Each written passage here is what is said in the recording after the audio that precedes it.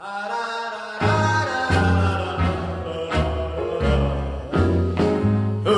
I'm riding down a highway or walking down a street, it makes no difference, baby doll, whatever we chance to meet. Each time I hold your little hand, it makes me feel so very nice. Any place is paradise when I'm with you. Whether we're standing on your doorstep or sitting in a park or strolling down a shady lane or dancing in the dark, where I can take you in my arms and look into your pretty eyes. Any place is paradise when I'm with you.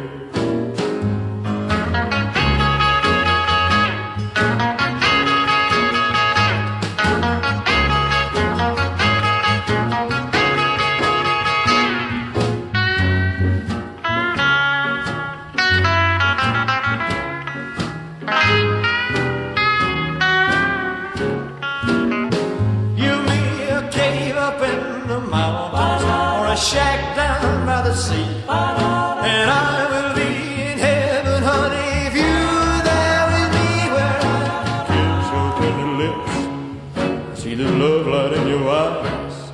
Any place is paradise when I'm with you.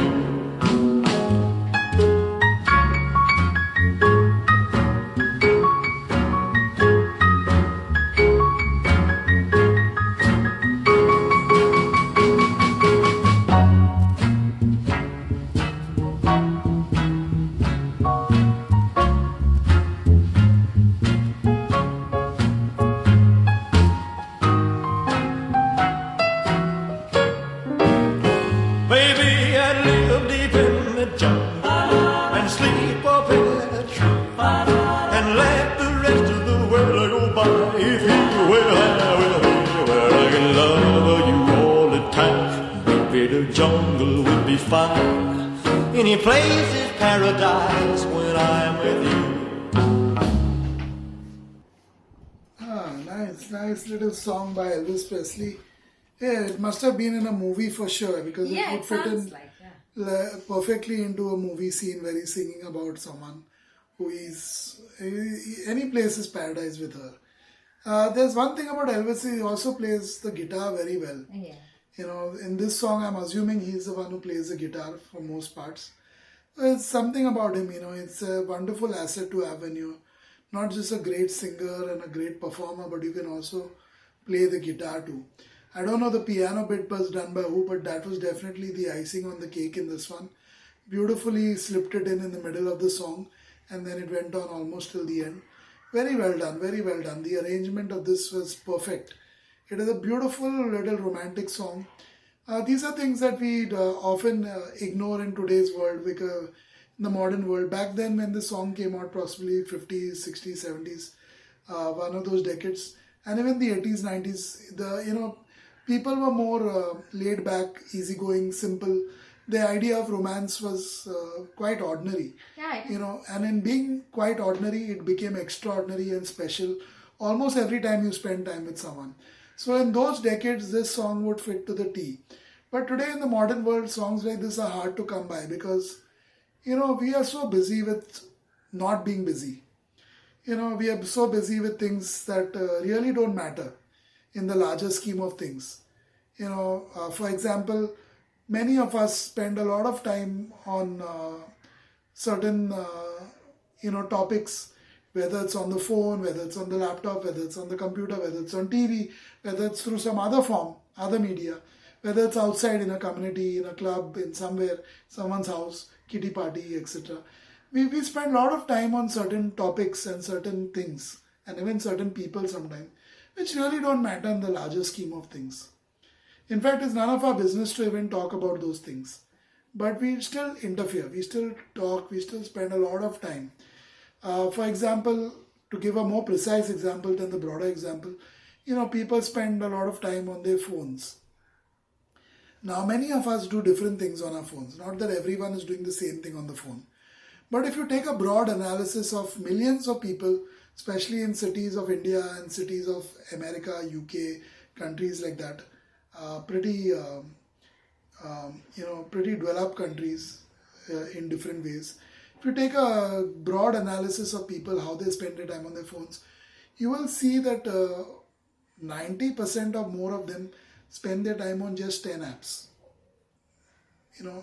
So most of these people have just around 10 apps on their phone, and they usually spend maybe 90% of that time also on a couple of those 10 apps. Maybe not all 10 at the same time, or not all 10 throughout the month or year. But they happen to spend a lot of time on a couple of those apps throughout their lives. It's been a while now since the smartphone has come in. Close to a decade where the smartphone has been in the picture, if I'm not mistaken. And last 7-8 years, definitely it has been very strong in the market, the smartphone. So most people spend a lot of time on the smartphone. Yes, after the pandemic, people again started using the laptop and computer more often from home because they were working from home or spend more time at home. So yeah, the smartphone also was there, but even laptops and computers came back strong. But people spend a lot of time looking at screens. That is my example anyway for the song like this. So the idea of a date in today's world is quite shallow. It's not as simple and ordinary as it was back then. Today we want to outdo everybody. When it comes to dating, when it comes to almost anything in life, it has become a simple game of outdoing everyone else. Everyone else means, of course, people we know or people we are in the same circle, mingling in the same circle with online or on the phone or whatever, or offline. So we want to outdo everyone. It's no longer about just living your life and minding your own business. It's everything to do with everyone else. So if someone is doing something, whether it's a family member, a friend, a peer, a colleague, anyone, you want to outdo that person. You want to, okay, they have gone to this place for a holiday, so I should go to that place for a holiday, or a better place for a holiday. They have gone to Maldives for their honeymoon, so I should go to Hawaii for my honeymoon. If they have gone to Hawaii for their honeymoon, I should go to Alaska for my honeymoon, an Alaskan cruise. So everyone tries to outdo, I'm just giving examples here.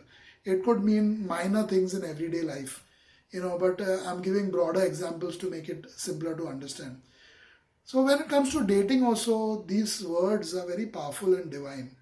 In today's world, if you hear something like that, I'm telling you, if I wrote a book about easiest ways to influence someone, there was this big book at one point of time, very big book. It was a best-selling book, How to Win Friends and Influence People. Sadly, the person who wrote it died lonely and without any friends by his side. But that's a different story. So the fact is, there was this big book, How to Win Friends and Influence People. And in there were simple rules, simple tricks, simple tips that you could do to win over someone else. Remembering somebody's name, focusing on the other person. Rules like that. Maybe I'm mixing tips and books, but you get the idea. It's about influencing other people, winning over them, impressing them. Today's world has become very simple. If I have to write a book on a similar topic, it will probably be just a single page. Just a single page will do it. I will just say, listen to the other person, be there for the other person, listen to the other person some more, be there for the other person some more. That's it, book over. You want to win over someone, just be there for them, because most people aren't in today's world. And when I say be there, I not mean being there and being a problem in their life. Today's world, I can give examples round the table. My family, her family, our family, friends. When you come into somebody's life, especially if you're a guest in their home, don't be a problem and a burden on them. For heaven's sake, that is not what I'm talking about here. That's the exact opposite of what you're supposed to be doing. So in today's world, when it's about being there, it's not about just being there for the sake of being there or to promote your own agenda and things, but being there for the sake of that person. Now that is very difficult to do. Mind you, I have tried doing it. I have been at home for a long time. I was a totally outgoing person. Totally outgoing person. My own kids don't know that I was an outgoing person today. But I was a guy who was always out. When I say outgoing, I literally mean I was always out. I was out there mingling with other people. My whole life, my whole career my whole outings, my whole friend circle, everything revolved around being out there. Nothing revolved around being at home with people. Yes, I did spend a lot of time with my mother, especially in her elderly years. But still, I was an outgoing person. I always wanted to be out. If I got an opportunity, I would be out the door. It's as simple as that. I would care a damn if there was an important job to do. Someone gave me an opportunity to meet them. I would be out there, out of the door. And mind you, during those years, I did almost everything right. I went by the book, How to Win Friends and Influence People, and other such books which were around in the market in those years. I went by the book and I did win a lot of friends. I did win a lot of clients. I did win a lot of students for my courses or whatever else I was doing. I did make a lot of sales online. Over a couple of $1 million of sales I probably made for other companies which I was an affiliate for easily in just a span of 5 to 8 years. So I did all that very well. And I got my commissions for it, more or less, little bit of commissions for it. So I'm grateful. But the fact is that I was an outgoing person. But I realized over the last 10 years where I've been more introverted, more ingoing, more at home kind of person, I realized it really doesn't matter to people, because people may think you're a burden and a problem nevertheless. Because they may have a certain impression of you. Maybe it was based on when they first met you or got to know you. So now they see you as a person who's like a burden, as a problem. You're just there at home. You don't really seem to be working because you're working from home. You don't seem to be really contributing to the betterment of the family or the home. So, if I give my example in a strange way to this song, I connect that today things are all about outdoing other people. For me, it's very simple. Even today, if I sit at home, it's about just making things simple. Whether it's at work, whether it's with the family, whether it's my relationships with my kids and my spouse and others. It's about keeping things simple. But in this world, that doesn't happen because we are so occupied with screen time and so many other things which are none of our business really. At the end of the day, I can almost guarantee you 9 out of 10 things you spend or waste your time on in today's world, including this reaction video, may have nothing to do with you. You're just doing it for a particular agenda or a particular reason. And don't take it the wrong way. That's about everybody in today's world, including me. I'm also here, maybe an agenda. I sit here to listen to music and share my honest views on what I've heard. And that's what I do. It's not about anything else over here. So, for me, today's world, it's extremely difficult. But if you keep things simple, if you realize that any place can be paradise when you're with your loved one, oh my God, you'll certainly have a great life. And definitely whenever I've done that and people have seen it for its simplicity, I've also reaped the rewards of it. But the fact is, in today's world, it's very difficult. I must say, very emotionally, it's very difficult to satisfy another person. You may do everything in your power to do so. And you may be one of the only ones who do that. But because of the way the world has been designed or become, it's very difficult to really manage a business, manage a family, or to even be in love. There's a reason there are that many divorces in the world today. It's very, very difficult to be together with somebody. Because today our time is so filled with so many different things. And as I said, 9 out of those 10 things really have nothing to do with your life. At a very personal level, it has nothing to do with your life. 9 out of the 10 things you spend time on, in a day. If you take your average waking time, 15, 16 hours people have awake, more or less. Some have more, some have little less. But average hours of 15 hours people have in a day awake. If you actually calculate the way the 15 hours are spent, and I've done this with thousands of people in the past, so I know what I'm talking about. And also now, whenever I can, I do that analysis. So if you calculate how people spend those 15 hours, more than 14 of those hours are spent on things which don't really matter to their own personal life, to the betterment of their personal life, to making their lifestyle more comfortable, more relaxing, more meaningful, better. It doesn't matter. 14 out of those 15 hours, they are literally wasting in a day. So it's a very powerful song. Today's world, these kind of songs are easily like a guide to dating.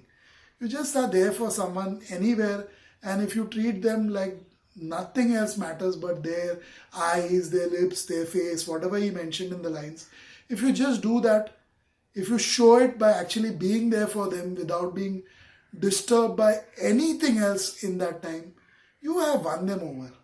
And it's not just for the sake of winning them over, you should do it. That's the way you should be in love. It's as simple as that. But no, we have a lot of other things to do besides being in love purely. What does Kirti have to say? Does it matter? Why does it matter to me? It doesn't. Not much. Because I'm that kind of person who's obsessed with all these things I'm obsessed with. So why does it matter what Kirti has to say? But nevertheless, for the sake of all our listeners who only are here for Kirti and not for the other guy, let's see what she has to say. I don't really have much to add. This is one of the rare times. Oh, wow. So should we end it?